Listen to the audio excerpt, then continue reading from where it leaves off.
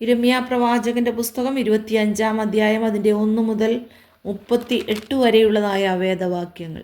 യോശിയാവിൻ്റെ മകനായി യഹൂദ രാജാവായ യഹോയാക്കീമിൻ്റെ 4-ാം ആണ്ടിൽ ബാബേൽ രാജാവായ നെബൂഖദ്നേസറിൻ്റെ 1-ാം ആണ്ട് തന്നെ സകല യഹൂദാ ജനത്തെയും കുറിച്ച് യിരെമ്യാവിനുണ്ടായ അരുളപ്പാട്. യിരെമ്യാ പ്രവാചകൻ അത് സകല യഹൂദാ ജനത്തോടും സകല യെരൂശലേം നിവാസികളോടും പ്രസ്താവിച്ചത് എങ്ങനെയെന്നാൽ, ആമോന്റെ മകനായി യഹൂദാ രാജാവായ യോശിയാവിൻ്റെ 13-ാം ആണ്ട് മുതൽ ഇന്നുവരെ ഈ 23 സംവത്സരം യഹോവയുടെ വചനം എനിക്കുണ്ടാകുകയും ഞാൻ ഇടവിടാതെ നിങ്ങളോട് സംസാരിക്കുകയും ചെയ്തിട്ടും നിങ്ങൾ കേട്ടില്ല.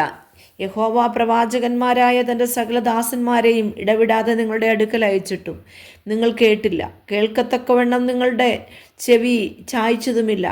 നിങ്ങൾ ഓരോരുത്തൻ താൻ്റെ ദുർമാർഗവും ദുഷ്പ്രവൃത്തികളും വിട്ടുതിരിവീൻ.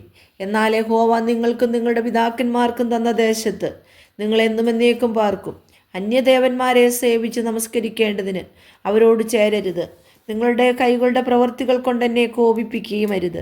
എന്നാൽ ഞാൻ നിങ്ങൾക്ക് അനർത്ഥം വരുത്തുകയില്ല എന്ന് അവർ പറഞ്ഞു. എങ്കിലും നിങ്ങൾ നിങ്ങളുടെ അനർത്ഥത്തിനായി നിങ്ങളുടെ കൈകളുടെ പ്രവൃത്തി കൊണ്ട് എന്നെ കോപിപ്പാൻ തക്കവണ്ണം എൻ്റെ വാക്ക് കേൾക്കാതിരുന്നു എന്ന് യഹോവയുടെ അരുളപ്പാട്. അതുകൊണ്ട് സൈന്യങ്ങളുടെ യഹോവ ഇപ്രകാരം അരുളി ചെയ്യുന്നു: നിങ്ങൾ എൻ്റെ വചനങ്ങളെ കേൾക്കായ്കൊണ്ട് ഞാൻ ആളയച്ചു വടക്കുള്ള സകല വംശങ്ങളെയും എൻ്റെ ദാസനായി ബാബേൽ രാജാവായ നെബൂഖദ്നേസറിനെയും ഈ ദേശത്തിൻ്റെ നേരെയും അതിലെ നിവാസികളുടെ നേരെയും ചുറ്റും വസിക്കുന്ന ഈ സകല ജാതികളുടെയും നേരെയും വരുത്തി അവരെ ഉന്മൂലനാശം വരുത്തി സ്തംഭനഹേതുവും പരിഹാസവിഷയവും ശാശ്വത ശൂന്യവുമാക്കി തീർക്കും. ഞാൻ ആനന്ദഘോഷവും സന്തോഷധ്വനിയും മണവാളൻ്റെ സ്വരവും മണവാട്ടിയുടെ സ്വരവും തിരികല്ലിൻ്റെ ഒച്ചയും വിളക്കിൻ്റെ വെളിച്ചവും അവരുടെ ഇടയിൽ നിന്ന് നീക്കിക്കളയും. ഈ ദേശമൊക്കെയും ശൂന്യവും സ്തംഭനഹേതുവുമാകും. ഈ ജാതികൾ ബാബേൽ രാജാവിനെ 70 സംവത്സരം സേവിക്കുമെന്ന് യഹോവയുടെ അരുളപ്പാട്. 70 സംവത്സരം തികയുമ്പോൾ ഞാൻ ബാബേൽ രാജാവിനെയും ആ ജാതിയെയും കൽദയരുടെ ദേശത്തെയും അവരുടെ അകൃത്യ നിമിത്തം സന്ദർശിച്ച് അതിനെ ശാശ്വത ശൂന്യമാക്കി തീർക്കുമെന്ന് യഹോവയുടെ അരുളപ്പാട്. അങ്ങനെ ഞാൻ ആ ദേശത്തെക്കുറിച്ച് അരുളി ചെയ്തിരിക്കുന്ന സകല വചനങ്ങളെയും യിരെമ്യാവ് സകല ജാതികളെയും കുറിച്ച് പ്രവചിച്ചതും ഈ പുസ്തകത്തിൽ എഴുതിയിരിക്കുന്നതുമായ സകലത്തെയും ഞാൻ അതിന് വരുത്തും. അനേകം ജാതികളും വലിയ രാജാക്കന്മാരും അവരെ കൊണ്ട് സേവ ചെയ്യിക്കും. ഞാൻ അവരുടെ ക്രിയകൾക്കും അവരുടെ കൈകളുടെ പ്രവൃത്തികൾക്കും തക്കവണ്ണം അവർക്ക് പകരം ചെയ്യും. ഇസ്രായേലിൻ്റെ ദൈവമായ യഹോവ എന്നോട് ഇപ്രകാരം അരുളി ചെയ്യുന്നു: ഈ ക്രോധമദ്യം നിറഞ്ഞ പാനപാത്രം എൻ്റെ കയ്യിൽ നിന്ന് വാങ്ങി ഞാൻ നിന്നെ അയക്കുന്ന ജാതികളെയൊക്കെയും കുടിപ്പിക്കാം. അവർ കുടിച്ചു. ഞാൻ അവരുടെ ഇടയിൽ അയക്കുന്ന വാൾ നിമിത്തം ചാഞ്ചാടി ഭ്രാന്തന്മാരായി തീരും.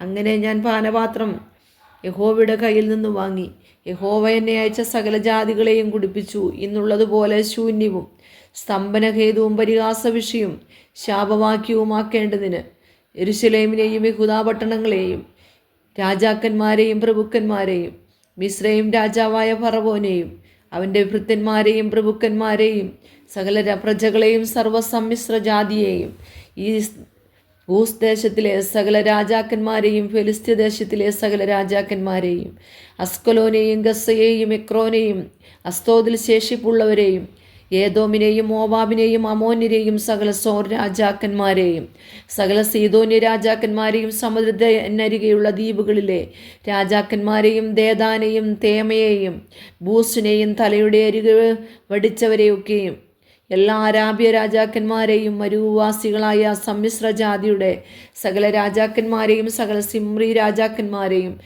ഏലാമിലെ സകല രാജാക്കന്മാരെയും മേദ്യരുടെ സകല രാജാക്കന്മാരെയും തമ്മിൽ അടുത്തും അകന്നും ഇരിക്കുന്ന എല്ലാ വടക്കേ രാജാക്കന്മാരെയും ഭൂമിയിലെ സകല ലോകരാജ്യങ്ങളെയും തന്നെ.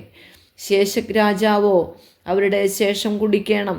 നീ അവരോട് പറയേണ്ടത്: ഇസ്രായേലിൻ്റെ ദൈവമായ സൈന്യങ്ങളുടെ യഹോവ ഇപ്രകാരം അരുളി ചെയ്യുന്നു: നിങ്ങൾ കുടിച്ച് ലഹരി പിടിച്ച് ഛർദ്ദിച്ച് ഞാൻ നിങ്ങളുടെ ഇടയിൽ അയക്കുന്ന വാളുകൊണ്ട് ഇനി എഴുന്നേൽക്കാതെ വണ്ണം വീഴുവീൻ.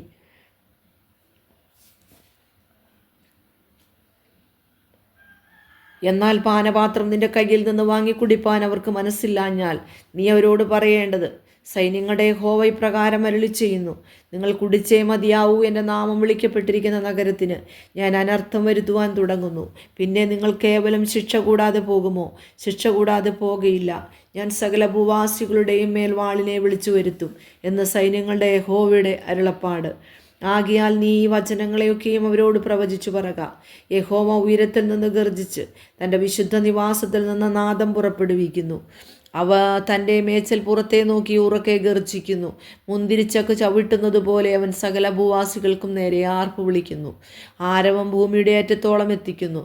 യഹോവയുടെ ജാതികളോടൊരു വ്യവഹാരമുണ്ട്. അവൻ സകല ജഡത്തോടും വ്യവഹരിച്ച് ദുഷ്ടന്മാരെ വാളിനെ ഏൽപ്പിക്കും എന്ന് സൈന്യങ്ങളുടെ യഹോവയുടെ അരുളപ്പാട്. സൈന്യങ്ങളുടെ യഹോവ ഇപ്രകാരം അരുളി ചെയ്യുന്നു, അനർത്ഥം ജാതിയിൽ നിന്ന് ജാതിയിലേക്ക് പുറപ്പെടുന്നു. ഭൂമിയുടെ അറ്റങ്ങളിൽ നിന്ന് വലിയ കൊടുങ്കാറ്റിളകി വരും. അന്നാളിലെ യഹോവയുടെ നിഹതന്മാർ ഭൂമിയുടെ ഒരറ്റം മുതൽ മറ്റേ അറ്റം വരെ വീണ് കിടക്കും. അവരെക്കുറിച്ച് ആരും വിലപിക്കുകയില്ല, അവരെ എടുത്തു കുഴിച്ചിടുകയില്ല. അവർ നിലത്തു നിന്ന് വളമായി തീരും. ഇടയന്മാരെ മുറയിട്ട് നിലവിളിപ്പീൻ. ആട്ടിൻകൂട്ടത്തിലെ ശ്രേഷ്ഠന്മാരെ വെണ്ണീരിൽ കിടന്നുരുളുവീൻ. നിങ്ങളെ അറുപ്പാനുള്ള കാലം തികഞ്ഞിരിക്കുന്നു. ഞാൻ നിങ്ങളെ ഉടച്ചു കളയും. നിങ്ങൾ മനോഹരമായ ഒരു പാത്രം പോലെ വീഴും.